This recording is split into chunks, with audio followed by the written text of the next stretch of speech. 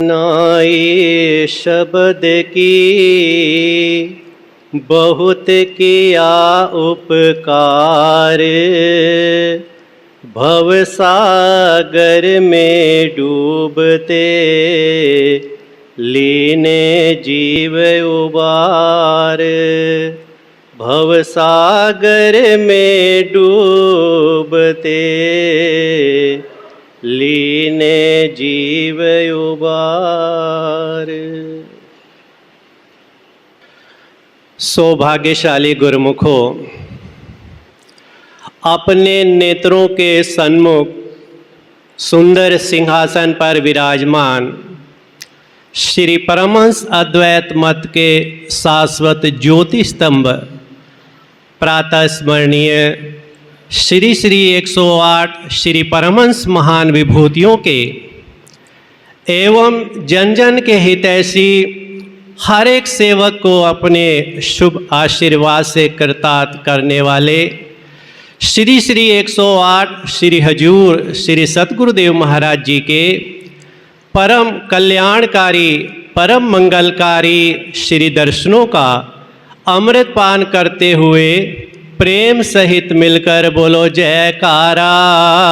बोल मेरे श्री गुरु महाराज की जय। रचना कर दरबार की श्री सतगुरुदेव सुजान, नियम बनाए भक्ति के करने जन कल्याण।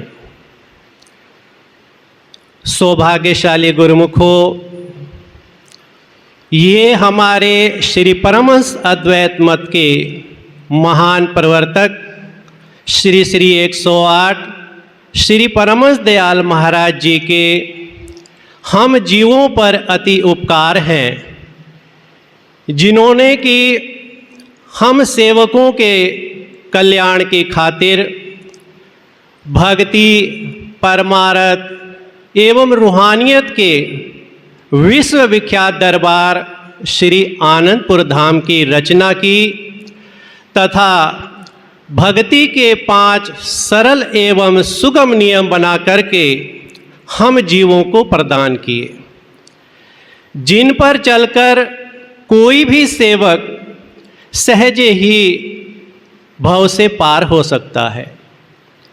एक बार का वृतांत है कि एक संत जी को अपने शिष्य के साथ किसी गांव में सत्संग प्रचार हेतु जाना था। तो वह संत जी अपने आश्रम से अभी कुछ ही दूरी पर पहुंचे थे कि अचानक ही रास्ते में बड़ी जोर से मूसलाधार बरसात होने लगी और जिस गांव में संत जी को जाना था उस गांव में एक नदी के ऊपर से पुल होकर जाता था। केवल एक वही रास्ता था गांव में पहुंचने के लिए। अब कुछ समय पश्चात जब संत जी अपने शिष्य के साथ उस पुल के पास पहुँचे तो क्या देखते हैं कि अधिक बरसात होने की वजह से पानी पुल के ऊपर से बहने लगा है। उन संत जी ने अपने शिष्य से कहा कि तुम मजबूती से हमारा हाथ पकड़ लो, लेकिन पानी के शोर शराबे में वह शिष्य सुन नहीं पाया। इस पर उन संत सद्गुरु ने स्वयं ही अपने सेवक की बाह मजबूती से पकड़ ली और पुल के उस पार पहुंच गए। पुल के उस पार पहुंचने पर संत जी ने अपने शिष्य से पूछा कि जब हमने तुम्हें कहा था कि हमारा हाथ पकड़ लो तो तुमने क्यों नहीं पकड़ा। सेवक ने सर्वप्रथम अपने संत सद्गुरु के चरण कमलों में दंडवत प्रणाम की और अपनी भूल के लिए क्षमा मांगी कि प्रभु पानी के शोर शराबे में मैं सुन नहीं पाया। और फिर उसने हाथ जोड़कर बड़ी ही विनम्रता पूर्वक अपने संत सद्गुरु के चरणों में विनती की कि ऐ सतगुरु, अगर मैं आपका हाथ पकड़ता तो शायद मुझसे छूट जाता, क्योंकि मैं निर्बल हूँ, कमज़ोर हूँ और आप बलवान हैं।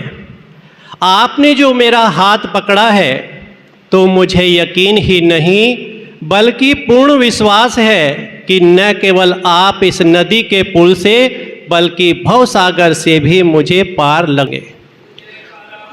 बोल मेरे श्री गुरु महाराज की जय। क्योंकि गुरुमुखों, जिसका हाथ संत सद्गुरु ने पकड़ लिया तो फिर तीनों लोकों में तो क्या, खंडों ब्रह्मांडों के अंदर भी किसी के अंदर इतनी ताकत नहीं कि वह सद्गुरु के हाथ से उसके सेवक का हाथ छुड़ा सके।